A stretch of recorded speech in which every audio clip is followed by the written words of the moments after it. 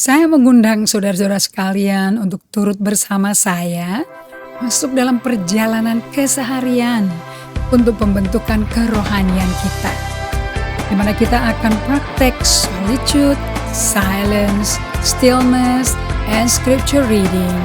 Dan satu hari per minggu kita dedicate untuk bersama Tuhan. Dengan itu kita membangun ritme hidup yang baru. Shalom semua teman-teman Bible Study, how are you today?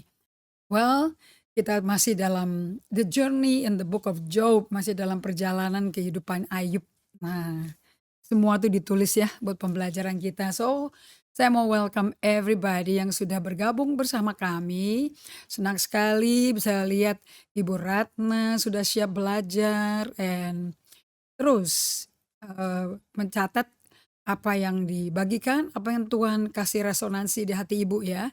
Dan saya juga menyambut Ibu Jane Carol dan tim Banyuwangi.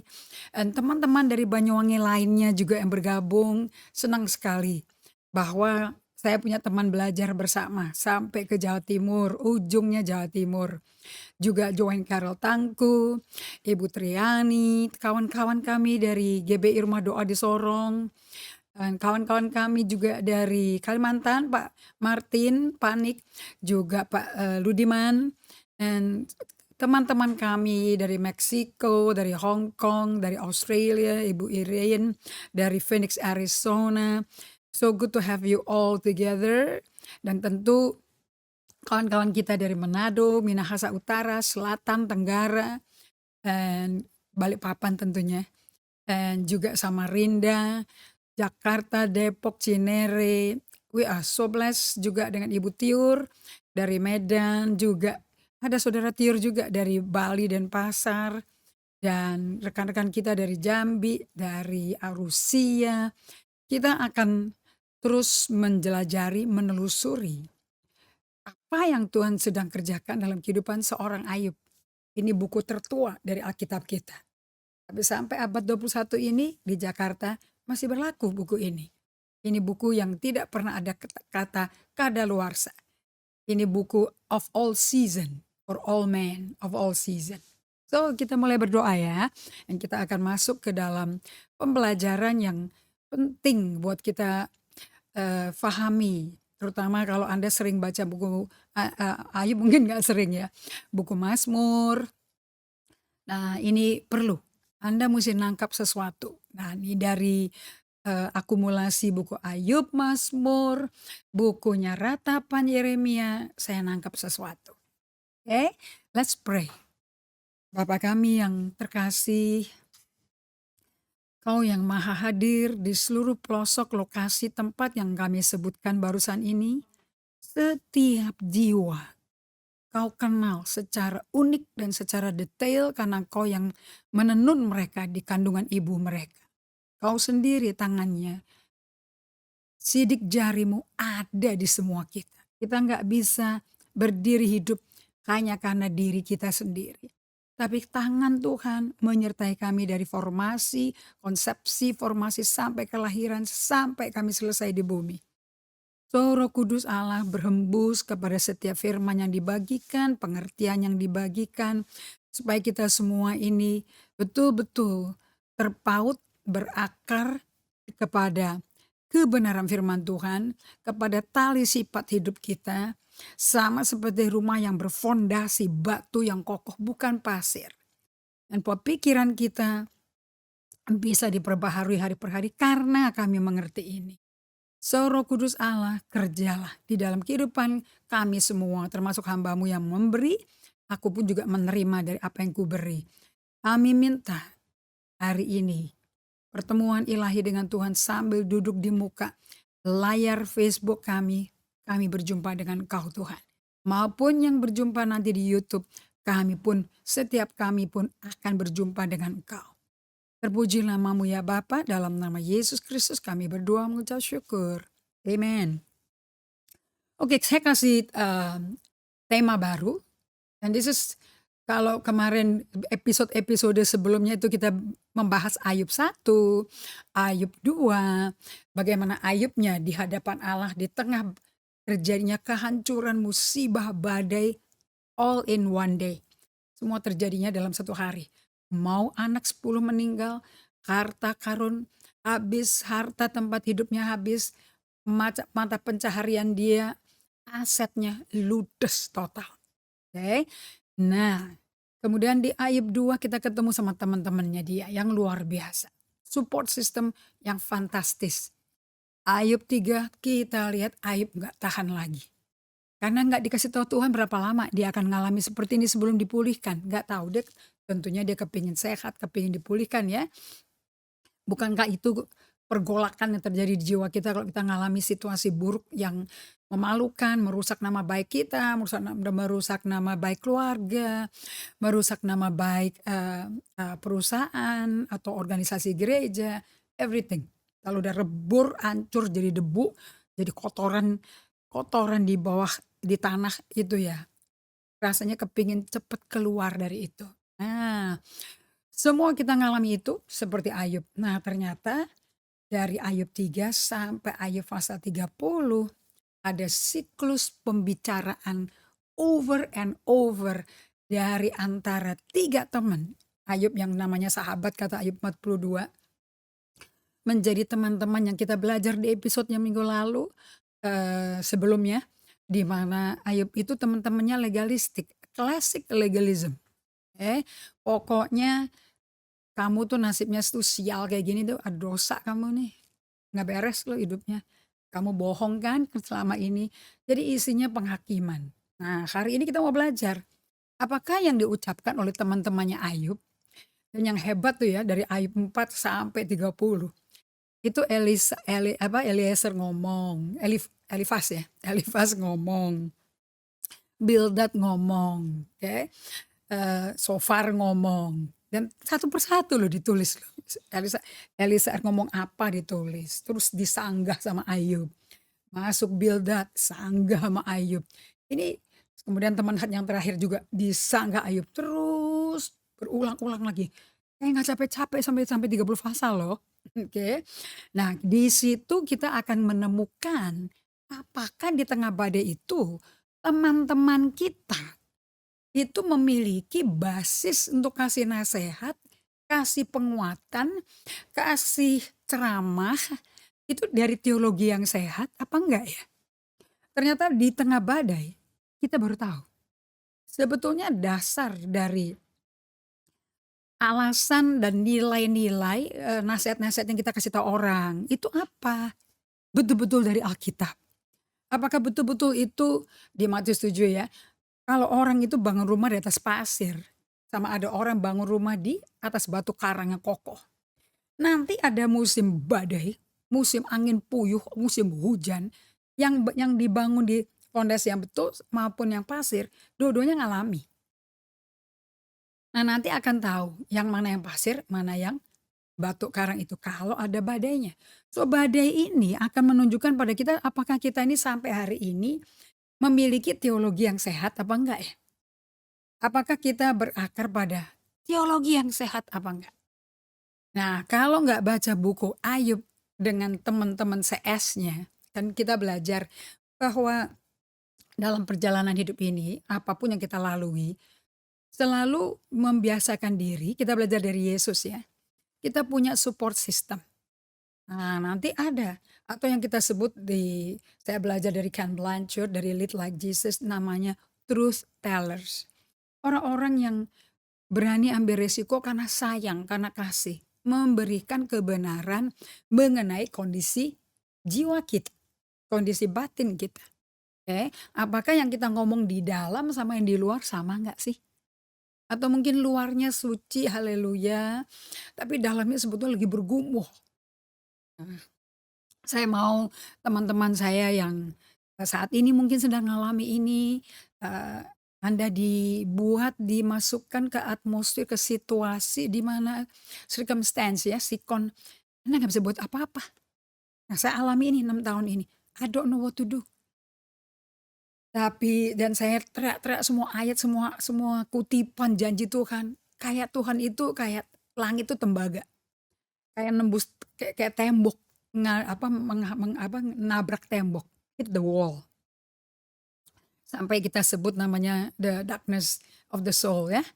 Darkness of the soul itu bukan darkness of the body ya, only the soul. Karena John Ortberg berkata, the condition of your soul is actually the real you, the condition of you.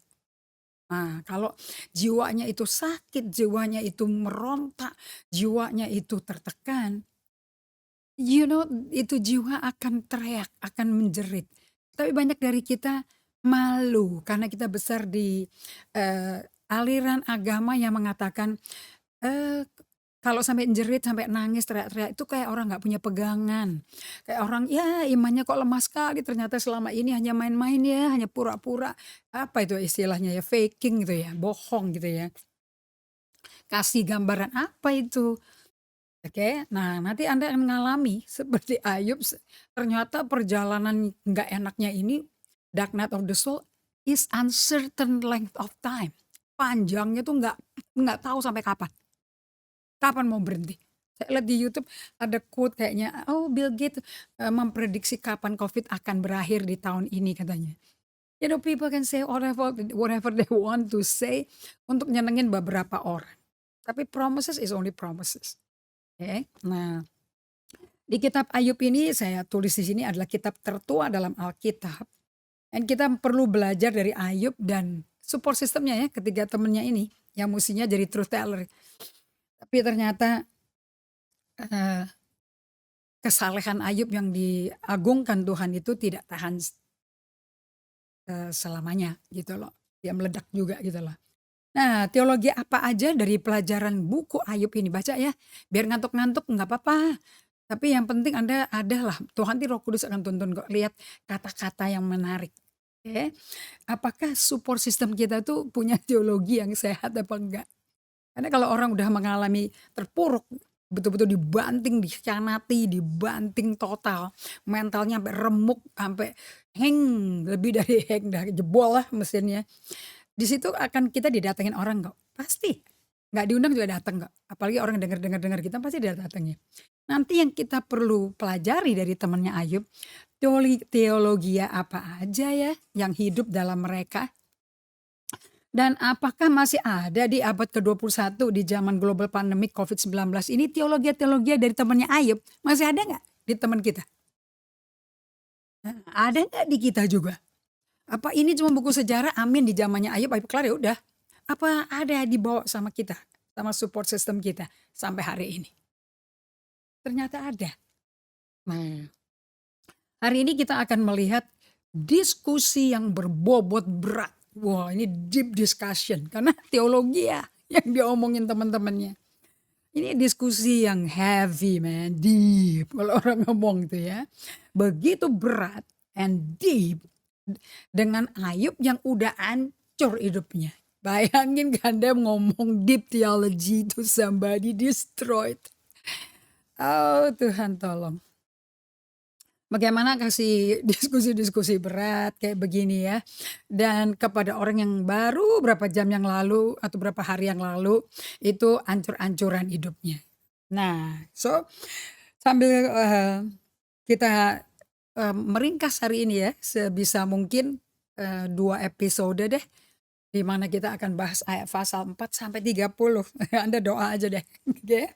Kita udah belajar bahwa teman-temannya Ayub ini orang baik loh ya. Enggak salah. Saya aja belum pernah punya teman kayak begini. Di mana mereka di Ayub 3, di Ayub 2. Mereka itu selama 7 hari dan 7 malam. Mereka menyerap, absorbing, kedukaan, kehilangan, kesedihan. Aduh, depresinya si Ayub itu disedot mereka semua sampai tiga-tiganya bisa taruh abu di kepalanya. Bisa ikut nangis seperti Ayub nangis. Yang ini saya nggak bisa pura-pura loh. Orang kalau nangis-nangis kehilangan belum tentu saya bisa nangis loh. Anda mau tahu kenapa? Karena Anda nggak bisa turut dan masuk ke dalam penderitaan mereka. Kalau kita bisa masuk ke penderitaan mereka, Anda jujur. Anda truth teller yang turut merasakan kelemahan teman Anda. Tapi kalau Anda cuman kayak anak kecil gitu loh, lihat semuanya nangis terus ikut, "Wah," ikut nangis gitu loh. Ini nangis gombal gitu loh, maksudnya kenapa kamu dipengaruhi orang? Tapi teman-temannya nggak gombal, teman-temannya itu turut sobek-sobek baju mereka, Ayub kan sobek-sobek. Ukur kepala, rambut di kepalanya, taruh abu di kepalanya, terus apa, meratap, terus tersungkur, mereka semua ikut. Nah, saya belajar dari Henry Nouwen dan saya alami ini.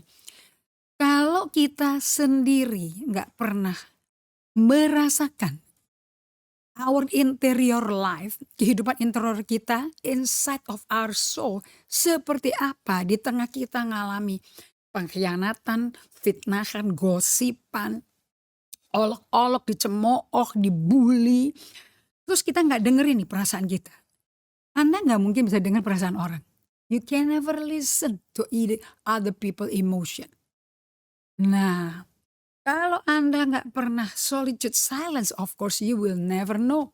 Anda nggak punya ruang di mana Anda memberikan Tuhan full access, bebas ke jiwamu. And dia expose, dia paparkan ke Anda, kondisimu kayak gini dalamnya. Hanya Tuhan kan yang bisa nginsafin. Kita kan nggak bisa operasi diri. Tapi itu nggak akan terjadi kalau Anda nggak rest in the presence of God. Anda mesti diam. Nah, si Ayub 7 hari 7 malam temennya diem, nggak ngomong apa-apa. Nangis seperti Ayub nangis. Wah, yang ini saya salut loh. Ini temannya benar, ini perlu disalutasi, perlu diakui sebagai teman solidaritasnya si Ayub. Oke, banyak dari saya aja, nggak usah ngomong orang lain. Orang lain susah, mungkin 7 menit saya suruh diam juga nggak bisa, apalagi 7 jam, apalagi 7 minggu, apalagi 7 hari. 7 menit saya kagak bisa diam, kenapa? Kenapa? Ada apa? Ada apa? Oh, kamu jangan begitu dong, kamu mesti begini, kasih tahu dong. Mereka bisa diam loh 7 hari 7 malam. Wah, fantastis. Oke.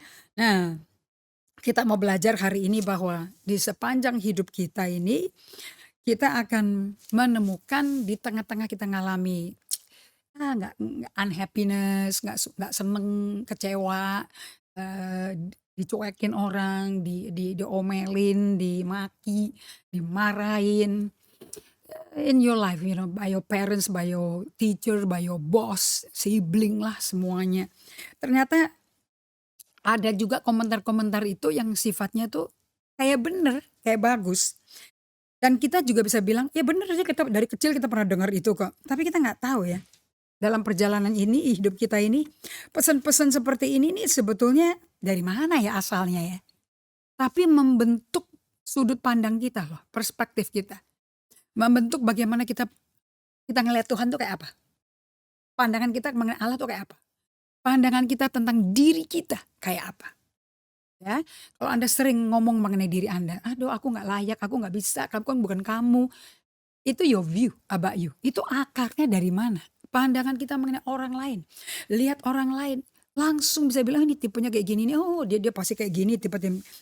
Dari mana asalnya? Nah, sekarang kita mau dengerin.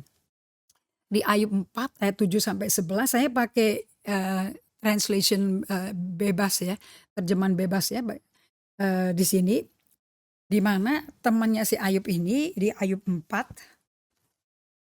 dia ngomong kepada Ayub, dengerin deh baik-baik kata-katanya. Ternyata omongan-omongan mereka tuh dari mana ya, fondasinya gitu loh. Karena saya nggak tahu ya mereka pada bawa buku, kitab Taurat apa enggak, kitab Amsal, kitab Mazmur mereka bawa berbondong-bondong bawa bukunya apa enggak saya nggak tahu tuh. So Elifaz di sini percakapan Ayub dengan sahabat-sahabatnya, dengan Elifaz dulu nih sekarang. Elifaz negur Ayub loh. Ayub pasal 4 ayat 7 sampai 11. Ayub dia bilang, "Pikirlah, pernahkah orang nggak bersalah ditimpa celaka dan musibah? Aku tahu dari pengamatan bahwa orang yang membajak ladang kejahatan itu nabur benih bencana bagai biji tanaman akan nuai celaka dan kesusahan." Dia ngajarin apa saudara? Prinsip apa? Tabur dan tuai. Alias yuk, gak mungkin kamu nasibnya kayak begini. Kalau kamu nggak pernah nabur kejahatan, nggak mungkin. Ayat 9. Saya tambahin ini ya, dari bahasa Inggrisnya soalnya. Bagai badai, napas Allah berhembus. Begitulah murka Allah, membinasakan hingga punah. Anda baca apa nih? Dan Anda dengar apa dari perkataannya si Elifas? Allah kejam ya. Allah itu siap, waduh, siap menghukum, siap menghancurkan kejahatan. Kayaknya dulu saya juga ada begininya deh. Apalagi kalau udah frustrasi sama orang nggak berubah-berubah situasinya dan lama banget. Kenapa sih kok kayak gitu? Ikut Tuhan kok jadi kayak begitu lama banget. Ayat 10, orang jahat mengaum dan meraung, bagaikan singa mereka menggerung. Tapi Allah membungkamkan mereka serta patahin gigi-giginya. Ini kasih image apa ya? Allah kita tuh sadis ya. Hakim yang sadis ya. Mereka tuh mati loh seperti singa kekurangan makanan. Sehingga anak-anaknya bercerai-berai, tak keruan. Wow. Saya pakai Amplified Classic Version ya. Saya suka sekali. Think earnestly. Lu pikir dalam-dalam baik-baik lu. Cermatilah pikiranmu. I beg of you. Aku mohon deh sama kamu. Who being innocent ever perish. Mana ada orang gak bersalah pernah binasa. Or where were those upright and in right standing with God cut off. Mana pernah ada orang benar, orang adil yang berdiri benar di hadapan Allah. Kok bisa dibunuh sama Tuhan? Cut off itu dibunuh. As I myself have seen. Aku udah pernah lihat loh. Jadi ini orang punya pengalaman, dia pakai teologi loh nih. Those who plow iniquity sow trouble and mischief. Mereka yang membajak kesalahan, menabur masalah dan kelicikan, menuai yang sama. By the breath of God they perish. Duh, kena napas Allah aja udah binasa mereka. By the blast of his anger they are consumed. Nah, perhatikan pesan-pesan apa yang saja sepanjang hidup kita yang kita terima itu sebagai kebenaran yang tanpa sadar telah membentuk perspektif kita tentang pandangan kita mengenai Allah Tritunggal, pandangan kita mengenai kondisi yang sedang kita hadapi atau pernah alami atau yang akan kita alami. Terus pendapat pribadi kita, pandangan Anda ini apa aja sih sebetulnya? Perspektif kita mengenai teologi ya.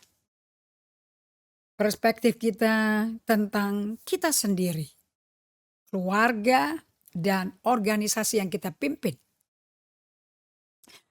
Pesan-pesan apa aja yang kita pernah dengar sih? Apa dari orang tua atau dari kakek nenek, dari guru, dari pelajaran di sekolah, dari baca koran, dari main pantun sama teman atau pembantu lah, apa ART kita. Ini membentuk perspektif kita tentang dunia tempat kita hidup. Dan juga teknologi. Banyak lagi deh. Nah, ini bikin kita punya filosofi filsafat tertentu dan bahkan itu menjadi pembicaraan kosakata materi bahan untuk kita khotbah, untuk kita kasih ceramah, bahkan berdoa. Ini semua ini Anda sadar gak sih? Dengerin kata-kata teman-temannya Ayub. Anda baca ya. Biar ngantuk-ngantuk baca deh, firman gak kembali sia-sia. Nanti Anda akan tertegun. Sebetulnya ini si teman-temannya ini nasihati Ayub ini basisnya dari mana ya? Kan mereka bukan ahli teolog ya, tapi mungkin terlatih secara Taurat, I don't know. Ya, nah saya korek-korek dari browsing nih deh, ya, di gadget saya. Saya belajar ada di kompas.com, ada di banyak nasihat-nasihat yang kita terima selama hidup kita ini dan perjalanan hidup kita enak gak enak, susah dan gampang, ngeri dan nyaman. Itu ternyata kita tuh banyak menerima nasihat secara estetik. Oke. Saya lagi belajar lagi nih. Ya, saya baru tahu nih namanya beda-beda kayak gini. Anda pernah dengar yang namanya bidal? Yang namanya Pameo di kompas.com katanya bidal itu sebetulnya alat untuk nutupin jari kita tuh. Ada yang aluminium yang titik-titik gitu. Kalau jahit biar gak ketusuk. Tapi ternyata sekarang dipakai sebagai kata-kata nasihat, jenis peribahasa yang memiliki kandungan mau nyindir orang tapi halus. Mengejek orang, mengejek komentar orang, mengejek siapa deh pemimpin kita. Ini kan orang yang fasih bicara tuh. Anda pasti punya dong figur-figur tertentu di sosmed yang Anda gemar dengerin. Kayak pinter berjenaka, kata-kata yang aduh keren kayaknya, oke. Contoh seperti ini dan juga bersifat peringatan loh, contoh. Saya duduk dengan keluarga, GGA ini saya dengerin nih kayak gini-gini. Ini orang ya hidup segan mati nggak mau. Saya kan orangnya kan saklek. A, B, B gitu loh, nggak ada tuh ngomong pakai di belok kiri, belok kanan, dibunga-bungain, di color-color. Saya tuh orangnya straight to the point. Jadi kayak gini, kata-kata gini kurang gemar. Tapi ternyata lingkungan kita nggak semuanya seperti kita. Dan mereka ngomong seperti ini. Nancep loh. Dan lama-lama saya ngeliatin orang, iya betul juga ya yang dikatakan itu. Ini orang mau hidup apa enggak sih? Apa, Miles Monroe berkata banyak orang udah mati sebelum masuk kuburan. Tinggal tunggu badannya aja nyusul. Karena hidup mereka tidak tahu why they live. Kenapa mereka mesti bangun pagi dan rajin bekerja? Why? They don't know why. Terus jalan aja ngangkat kaki aja seret, seret gitu loh. Ditanya aja, suaranya juga nggak ada intonasi. Kayak ngangkat bolpen aja dicantol di kuping. Bukannya dipakai buat nulis. Suruh nulis doodling, doodle mesti bagus ya. Coret-coret gitu kayak nggak ada arah coretannya. Sehingga keluar kata-kata kayak gini, hidup segan, mati tak mau. Oke. Kata-kata seperti ini bidal loh saudara. Apa sekali itu namanya? Pameo. Habis dari ini nasihat. Iya nasihat saudara-saudara. Ada juga pepatah. Pepatah itu kayak gini nih, adalah jenis kumpulan kata orang yang memiliki makna sebagai nasihat dari orang tua. Pepatah orang tua. Bisa dijadikan untuk mematahkan lawan bicara. Contoh, bagai bumi dan langit. Oke. Ini kan dipakai kan ya dalam pembicaraan sehari-hari ya. Kalau ngobrol sama teman, chatting. Terus ada lagi menasihati secara estetik itu namanya perumpamaan. Oke. Perumpamaan itu merupakan kumpulan kata yang mengungkapkan kondisi atau kelakuan kali ya. Kelakuan seseorang, sorry ya typo saya. Kelakuan seseorang dengan mengambil perbandingan dari benda-benda di alam. Waduh. Biasanya pakai kata terselip begini, bagai, bak, seperti. Karena saya tidak, saya 100% dari SD, SMP, SMA tidak masuk, tidak mengambil kelas sosial, budaya, sastra. Saya ambilnya IPA ya, Paspal zamannya usia saya. Jadi nggak pernah saya berkata apa, saya selalu salah nih kalau ngutip yang ini. Bagai pungguk merindukan bulan, pungguk itu opo. Kalau saya ngawur saya pikir puno. Pungguk. Nah, terus ada lagi ungkapan. Ini cara orang kasih nasihat loh saudara-saudara. Ungkapan adalah jenis peribahasa yang mengandung kondisi atau kelakuan seseorang yang dinyatakan melalui pepatah. Contoh, ya kabar angin tuh mah. Aduh nih orang besar kepala banget. Jadi daripada kita bilang sombong kamu, arogan, tapi bilang besar kepala. Oke. Ada juga yang namanya ibarat atau tamsil. Oh my god, saya mesti belajar sastra. Tamsil adalah kalimat atau kalimat kiasan yang bertujuan untuk membandingkan suatu hal atau perkara. Contoh, dasar tua keladi semakin tua semakin jadi. Ini kan udah jadi bahas cara kita mengungkapkan pendapat atau komentar atau kalimat kiasan ya udah jadi one of our conversation. Nah, semboyan ada lagi cara menasihati pakai semboyan. Semboyan adalah jenis peribahasa yang digunakan sebagai prinsip atau pedoman seseorang. Contoh, hemat pangkal kaya. Nah, jadi alias kamu tuh boros, enggak, kita ngomongnya manis. Kasih semboyan, hemat pangkal kaya. Aduh saudara-saudara hari ini saya juga nulis ini sambil belajar, saya nggak tahu tuh pameo, tamsil, pepatah, peribahasa, ibarat, semboyan. I don't even know that. Contoh lagi ya, yang kita ternyata perkataan-perkataan yang masuk dalam kita menasihati orang atau menguatkan orang atau mau beribarat kayak orang pintar, orang orang tua ngomong sama anak muda lah. Nah, anak muda ini kita waktu ngomong, kita ngomong pakai kata-kata istilah seperti ini, ya. Nah, sehingga kata-kata ini membentuk bagaimana kita melihat Tuhan, melihat di orang lain, dan juga ada frase-frase maksim yang kita tuh enak ya didengarnya, tetapi seringkali dangkal, cetek kebenarannya. Beda sama firman Allah. Kita lihat ya kumpulan peribahasa ini. Air beriak tanda tak dalam. Orang yang banyak bicara atau sombong biasanya tidak miliki ilmu. Ini dipakai dalam bahas, oh ini orang nih bener-bener deh. Bener-bener dia kayak air beriak yang tanda tak dalam loh ya. Maksudnya banyak ngomong tapi nggak ada pengetahuan sama sekali. Gede kepala, besar mulut dia nih. Air susu dibalas sama air tuba. Daripada kita bilang, kamu tau nggak apa yang dia bikin ini? Enggak lah. Kamu ngalami apa? Ya kayak air susu dibalas air tuba. Alias kok kebaikan kita dibalas pakai kejahatan. Lupa ya. Terus ada apa? Kacang lupa kulitnya. Anjing menggonggong kafilah berlalu. Saya sering ngomong gini. Jadi kalau dia menerjemahkan di tengah badai, terus saya bilang, udah di depan kita udah ada destinasi Tuhan buat kita masing-masing. Tuhan kita tuh unik.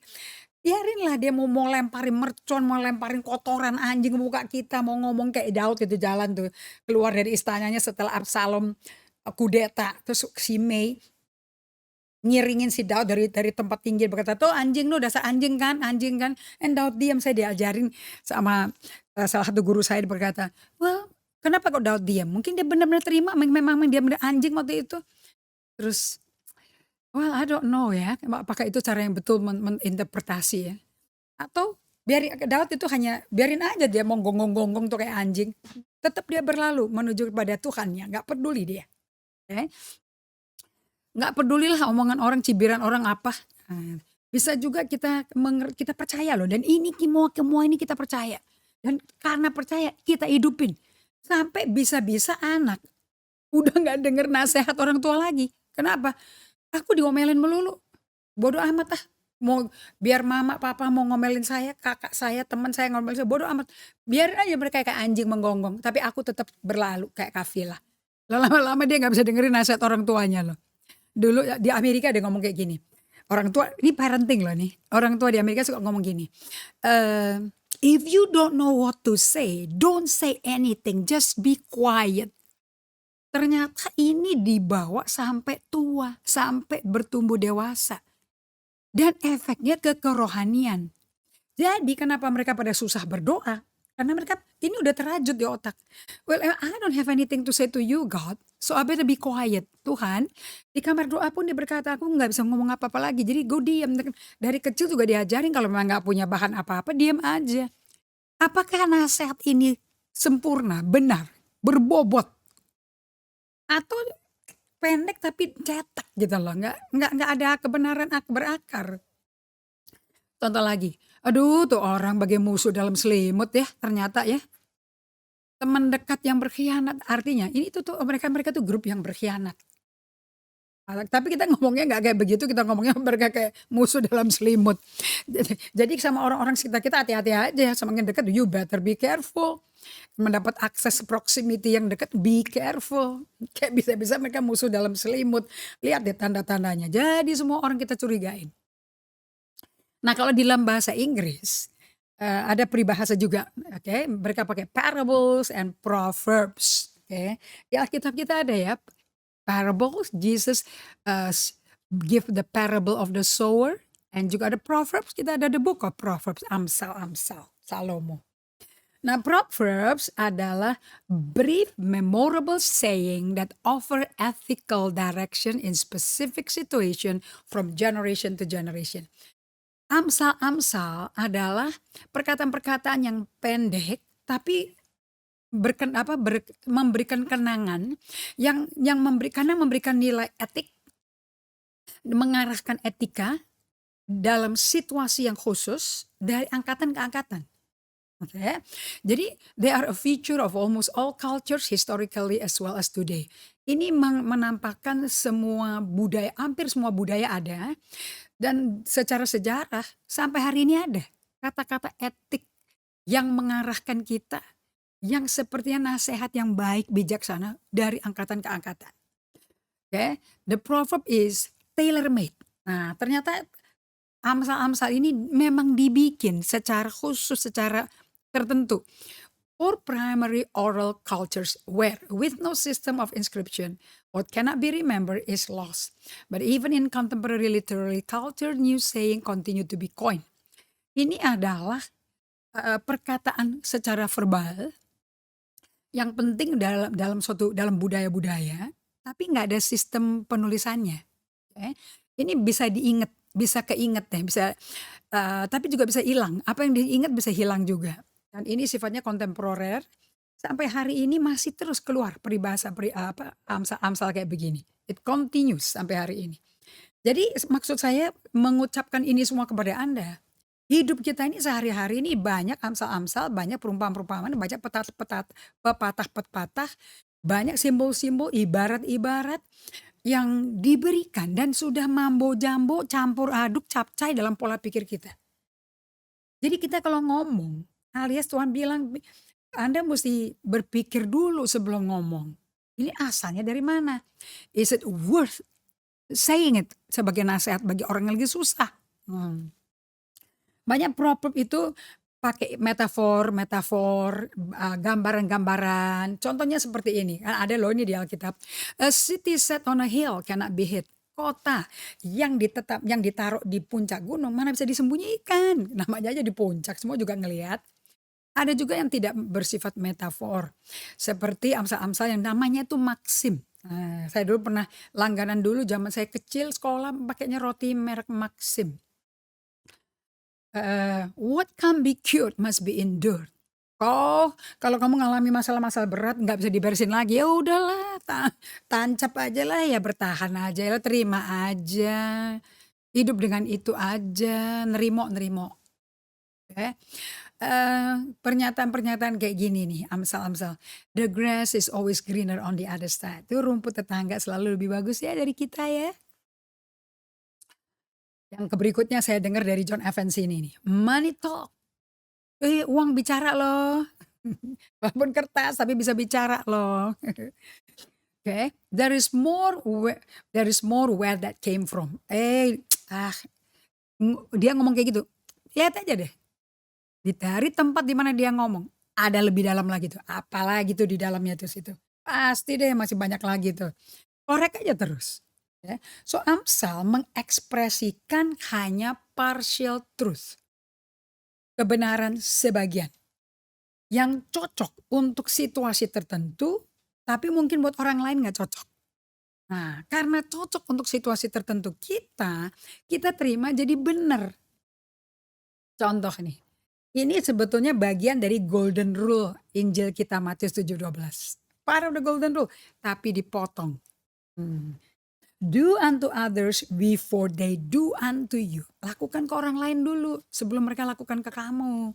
Kamu mesti bisa, ayo kamu mesti mau lakukan ke orang lain. Harus baik dulu sama orang lain. Jangan nuntut orang lain baik sama kamu terus.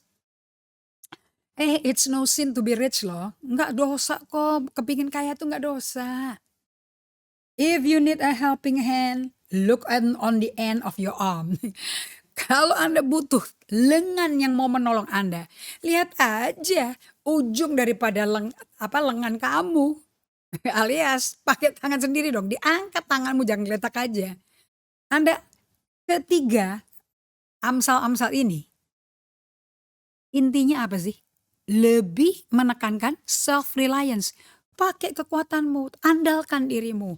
Males sih kamu ini. Apa-apa gak bisa aja tuh. Angkat tangan kamu. Lihat ujung tanganmu tuh. Kerjain sesuatu. Ini semua mengandalkan apa? Ini bagus. Semuanya bagus. Tetapi tidak ada mengandalkan Tuhan. Kita sebagai pengikut Kristus hidupnya totally dependent on God. Makanya untuk jadi penghuni dan pemilik kerajaan surga di bumi, Anda dikatakan apa? Blessed are those who mourn in spirit. Berbahagialah orang yang berduka. Orang berduka udah nggak bisa ngapa-ngapain, bangkrut.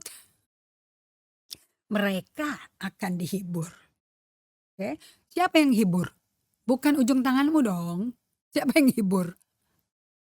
Bukan menguatkan diri dong. "Ayo kamu dulu lakukan, ayo kamu mesti melangkah." Orang nggak ada daya kok, bagaimana? Nggak bisa lagi relying on self, we rely on God. Selalu tangannya terbuka, tangan Allah, to reach out to you. "Come unto me, kau letih lesu beban berat." Oke.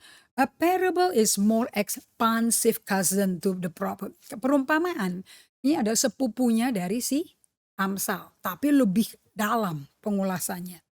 It is a short narrative fiction that expresses a moral or religious lesson.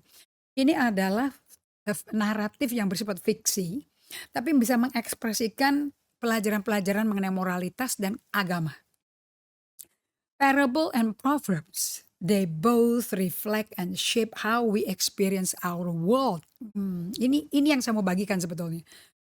Perumpamaan dan amsal-amsal, dua-duanya mencerminkan dan membentuk bagaimana kita alami dunia kita.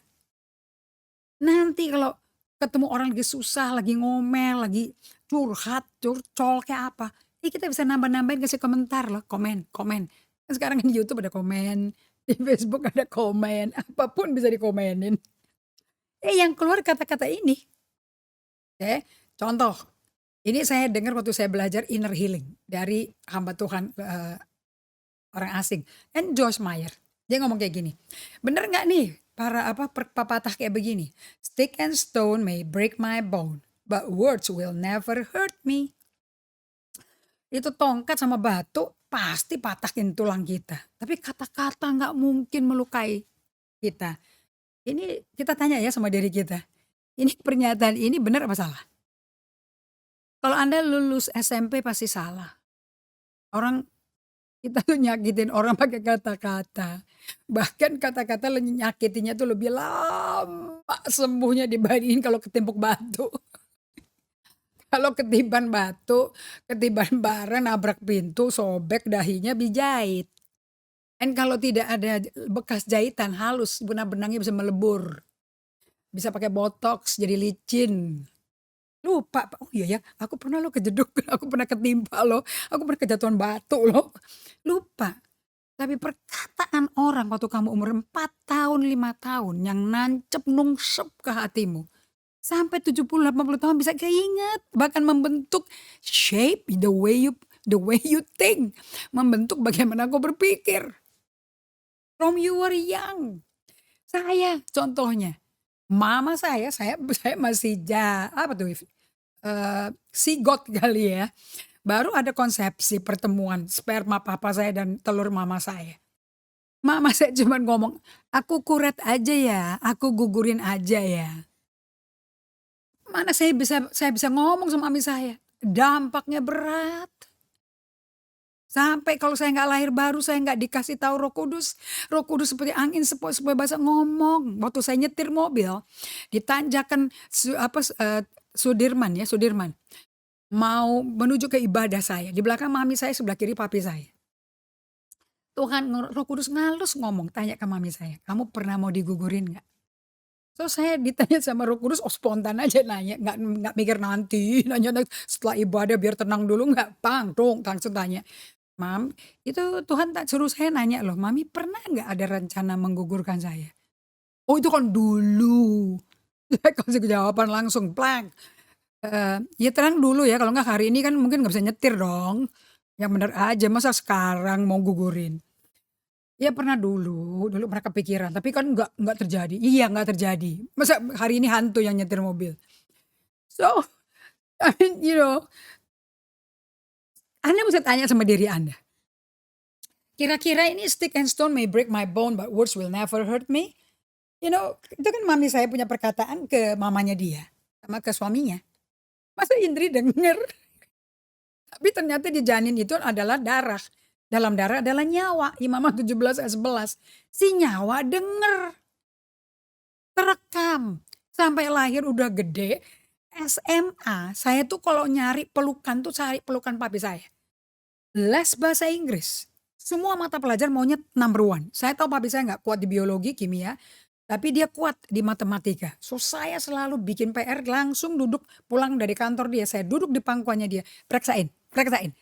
Mami saya nggak pernah gubris loh. Padahal yang ngomong mamiku loh. Papiku nggak ngomong, nggak ada ide loh. Mau gugurin saya. Tapi yang saya kejar penerimaan mutlak itu papa saya. Kenapa? Karena saya baru ngerti setelah Alkitab diberikan. Dulu nggak tanpa Alkitab nggak ngerti saya. Ternyata nyawa saya itu adalah darah papiku. Makanya DNA papiku ada di saya. Dan waktu mami saya bilang mau digugurin, sayanya ditolak. Darah saya, darah papiku, tapi darah yang di saya dan yang dari papi saya tuh mau dibuang. Sehingga saya cari nyari-nyari. Itu nggak dipikir, udah nggak terpikir. Reflect. So saya juga tanya nih mengenai perkataan ini. Stick and stone may break my bone, but words will never hurt me. Ini kira-kira ditulis anak kelas berapa ya? Usia berapa ya? Pasti SD ya, nggak lulus ya. Ya kapan perkataan nggak melukai orang.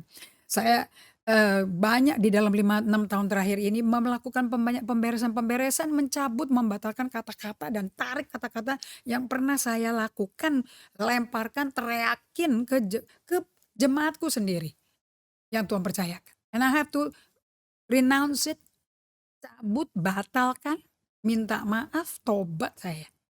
Cuman one thing I cannot do, saya nggak bisa sembuhkan luka yang telah aku bikin dalam kamu. Meminta ampun bisa dan mengenakan karena orang yang disakiti, oh dia sadar. Enak loh itu rasanya. Punya orang yang nyakitin kita dan dia sadar. Sangat humbling atmosphere.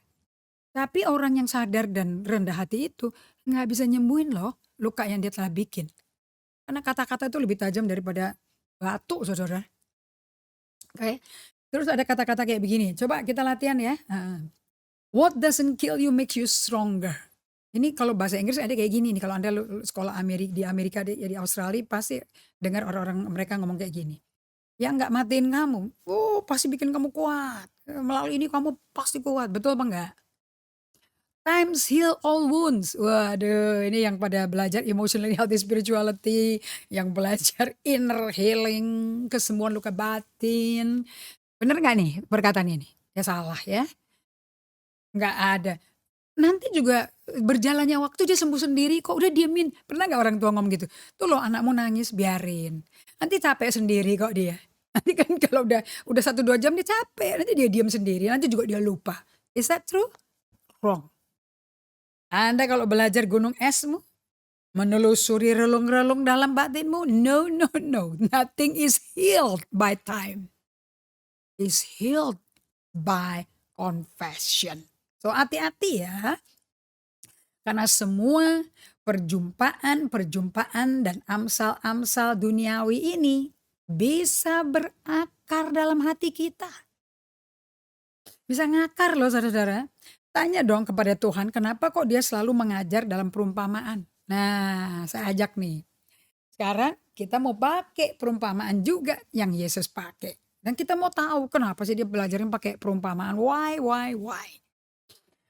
Oke, kita masuk kepada the parable of the sower, Matius 13 ayat 3, Markus 4, Lukas 8. Kita punya favorite. Ini kalau Kenneth Hagin almarhum berkata, the grandfather of all parable. Ini nenek moyangnya semua perumpamaan yang Tuhan Yesus pernah pakai. The oldest of the oldest. Saya pakai bahasa Indonesianya versi BIS ya. Lalu Yesus mengajar banyak hal kepada mereka. Khususnya tentang apa? Mengajarkan tentang perkenalan kerajaan sorga. Nah lihat kata-kata versi ini.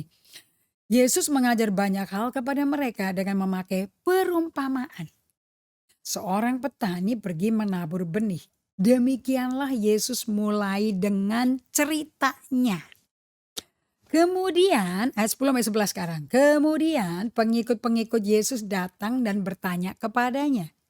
Mengapa? Di sini terjemahnya lucu, manggil Yesusnya Bapak. Mengapa Pak memakai perumpamaan kalau berbicara dengan orang banyak itu Pak? Yesus menjawab, sebab kalian udah diberi anugerah untuk mengetahui rahasia. Lingkari, Anda screenshot ini deh. lingkari kata rahasia. Kalau rahasia Anda nggak bisa ngorek sendiri. Ini butuh kekuatan Tuhan. Tentang, kalau bahasa yang terjemahan TB, itu tentang the kingdom of God, kerajaan Allah. Kalau di sini tentang bagaimana Allah memerintah. Sedangkan mereka tidak. Nah, orang-orang yang nggak dapat pengertian perumpamaan yang aku bagikan, dia nggak ngerti bagaimana Allah memerintah. Kamu terima anugerah. Ya, coba lingkari kata anugerah. Anugerah, rahmat, grace. Kamu menerima grace, the power, Yakobus 4 ayat 6 Amplified Version. Is the grace. Apa itu grace? The power, the enabler. Kemampuan ilahi Tuhan yang memampukan kamu. Oke, itu kuasa Roh Kudus. Untuk mengetahui the mystery of how God govern. Jadi kalau Anda diperkenalkan kerajaan surga, itu artinya Anda diperkenalkan bagaimana Allah memerintah. Bagaimana Yesus mau memerintah ciptaan alam semestanya dia di bumi terutama dan hidup kita. Tapi cara Allah Bapa. But that requires grace. Untuk bisa mengerti the mystery. Alkitab itu banyak yang misterius. Makanya di Ulangan 29:29. Ada hal yang kamu ngerti ya lakukan aja. Tapi ada hal yang memang Tuhan tahan. Itu milik Tuhan. Jadi nggak semuanya ada orang berkata, oh itu hamba Tuhan urapannya luar biasa. Semua kebenaran dia tahu loh. Dia bisa ngajar, bernubuat, penglihatan, karunia mujizat. Dia bisa menangkan jiwa, dia bisa bangun gereja, membangun jemaat Tuhan. Wah dia bisa, nggak ada yang bisa kayak gitu lima-limanya cuma namanya Yesus. Kalau manusia dibagi 5 jawatan. 5 orang baru bisa menghandle 1 jawatan. It's so deep. And it's so mysterious. Okay? So makanya Anda perlu solitude silence. Kalau nggak diem, misterinya nggak disingkapin. So kita mau belajar hari ini frase-frase apa aja yang temannya Ayub katakan ke Ayub yang kita perlu pelajari. Dan kenapa mesti dipelajari? Wah ini penting sekali karena dari apa yang saya udah bagikan ini kan, bahwa kata-kata tuh pesan-pesan tuh dari perumpamaan, simbol, ibarat lah, bida lah, itu banyak sekali yang berakar di kita. Dan kita campur adukan dalam kehidupan kita sehari-hari, di mana itu kita campur aduk dengan Alkitab punya Amsal. Bener nggak? Kalau sama Tuhan perumpamannya mesti butuh kasih karunia loh. Nggak ada terjemahan logika cepet jelas gini ya pinter. Kalau kamu pinter IQ-nya pasti Alkitab dikuasai. Nggak bisa. Justru orang bodoh yang dipanggil Tuhan. Yang nggak berhikmat 1 Korintus 1 ayat 26 sampai 30. Yang bodoh yang dianggap bego on di dunia. Itu yang aku pakai. Itu yang aku butuhkan. Kenapa? Untuk menaklukkan hikmat dunia, ahli filsafat Yunani yang pinter luar biasa, dengan hikmat Allah yang ada yang dipakai orang culun. So, kita mau tahu frase-frase teman Ayub ini apa sih yang perlu kita pelajari dan kenapa kita perlu pelajari? Ya karena ini mempengaruhi hidup kita dan berakar di kita, akibatnya pola pikir kita, perspektif kita dipengaruhi semua. Sumbernya tuh ini. Nah, pertanyaan yang saya mau sampaikan kepada Anda. Ya, ini saya mesti tulis ini karena ini perlu direnungkan ya. Ini bukan teori teologi ya. Ini perjalanan hidup. Sadar nggak sadar kita ngalami, kita terima. Apakah Anda pernah dikirimin spiritual WhatsApp message yang short-sighted dari saudara seiman yang mendampaki pola pikir Anda? Ya itu kan contohnya tadi banyak kan ya. Jadi PowerPoint saya udah dikasih, terus saya mesti belajar loh. Saya ini bukan orang sastra. Aduh, saya nggak pakai cara-cara berbicara seperti itu, you know. Nah, buku Ayub ternyata saudara-saudara, kenapa penting dibaca? Apalagi di musim pandemi ini nggak ada buku lain yang penting dibaca kecuali buku Ayub. Please, for once in your life, open the book of Job. Membuka mata hati kita ini buku atas perumpamaan dan kata-kata bijak yang dikatakan temannya Ayub ternyata membentuk teologinya kita.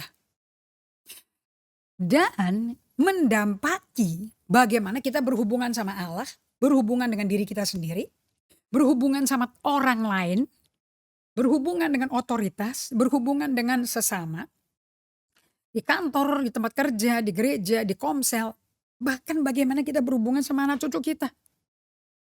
Anda musti korek, telusuri, apa yang ada di teman Ayub ada di kita. Nah, perbuatan ketiga teman Ayub yang tapi sejelek-jeleknya teman Ayub itu, aduh saya kan nggak suka ya, karena mereka legalistik. Ternyata saya pilih-pilih, nggak semuanya jelek, ada yang bagus juga. Nah, perbuatan ketiga teman Ayub yang patut dipuji itu apa aja sih sebetulnya? Saya sebut mereka ini adalah partner in suffering and pain in silence. They are very good loh. Bisa nggak menghakimi 7 hari 7 malam. Saya kasih julukan mereka tuh adalah partner in suffering and pain. In silence. Tambah lagi ya, in stillness. Aduh, I'm learning. One day maybe I can be this kind of person to somebody, you know. And just shut up, don't comment. Jangan gatel gitu loh. Buat orang kolerik sanguin itu nggak ngomong itu to be powerless artinya. Itu butuh pencobaan berat. Kayak mesti lidah dikekang. Mesti pakai skrup-skrup supaya nggak ngomong. Ini aku mesti belajar sama temannya Ayub nih. Oke. 3 yang perlu kita sanjung ya. Dan kita akan lanjutkan ini di episode berikutnya. Tapi saya kasih teaser dikit ya. Dari seluruh orang di muka bumi itu, yang temannya Ayub ini, hanya mereka bertiga loh yang berani mengunjungi Ayub di tengah penderitaannya. Ini support system yang genuine ini. Bener bagus. Kedua, udah datang bukan khotbah, tapi mereka masuk ke dalam dan turut merasakan kesakitan kedukaan si Ayub. Sampai genuine nangisnya, ngerangnya juga genuine. Alias mereka tuh turut merasakan dan ekspresikan derita dan dukanya si Ayub. Sobek-sobek baju, nangis, pukul-pukul diri, pakai abu. Ketiga, mereka berdiam diri. Makanya partner in silence. Bersama Ayub 7 hari 7 malam. Amazing, amazing. Kok bisa begitu ya? Amazing. Dan ini kita akan lanjutkan di episode berikutnya untuk Anda renungkan ya. Bagus kok buku ini, incredible, nggak luar biasa. So kita akan ketemu lagi di episode selanjutnya. Catat ya, didengerin lagi ya. Supaya kita bisa reflection actually inside of us. Ini ada filosofi siapa sih yang kita campur aduk dengan kebenaran firman. Mungkin gak hafal ayat jadi yang ini yang keluar. Let's pray. Lord, aku mau betul-betul bisa mendissect kitab Ayub ini supaya hati-hati. Supaya apa yang aku katakan mereka itu agamawi, legalistik, saya juga bisa bercermin di mana aku agamawi, legalistik. Dan di mana teologi yang benar juga ada di aku dan bisa dipakai. Tapi apakah makainya benar? Roh Kudus berhembuslah pada kami supaya kami itu enggak salah. Kalau salah cepat kok insafkan kami, kasih tahu, tuntun kami. Dan berikan telinga yang semakin hari semakin tajam mendengar suara Tuhan. Sebagai murid Kristus. Terima kasih Bapa, kami pembelajar-Mu sampai Engkau datang ya Tuhan. Kuatkan kami semua, hibur kami dalam nama Yesus. Amin. Well, saya percaya Anda-anda yang pada jago belajar sastra syair pasti senang ya di sini dikasih dibagiin semua kata-kata yang sepertinya berhikmat ternyata itu adalah pepatah-pepatah dunia. Ibarat-ibarat di dunia dan kita juga dan mempengaruhi pola pikir kita semua. So Ibu Ratna belajar apa? Jane Carroll dan teman-teman lain dari Minahasa, dari Sumatera Barat, dari Kalimantan Selatan, Kalimantan Timur, dari antara Sabang sampai Merauke. Luar biasa nih. Banyak pantun-pantun. Kalau dulu saya mungkin ngertinya cuma pantun kali ini namanya. Tapi mempengaruhi kita loh. Yang kita nggak bisa bedain mana Amsal Salomo sama pantun dari yang kita terima dari segala penjuru. Nah, dengan Roh Kudus Anda akan pasti bisa membedakan dan tahu. You know you have the discerning spirit. Itu juga perlu dipertajam di musim-musim seperti ini supaya kita nggak salah dengar nasihat dan nggak digest yang salah. Tapi bisa menghormati orang menyampaikan dan tidak nyakiti mereka. Tapi ada ada penyaringan ya, ada filterisasi dalam kita. Dan tahu berkata, this is not God, ini hikmat orang nih. Okay, so I pray Anda bisa menjadi semakin hikmat dan bijak. Amin. Tuhan berkati dari Bible study kita. Be together with me again next episode. God bless you.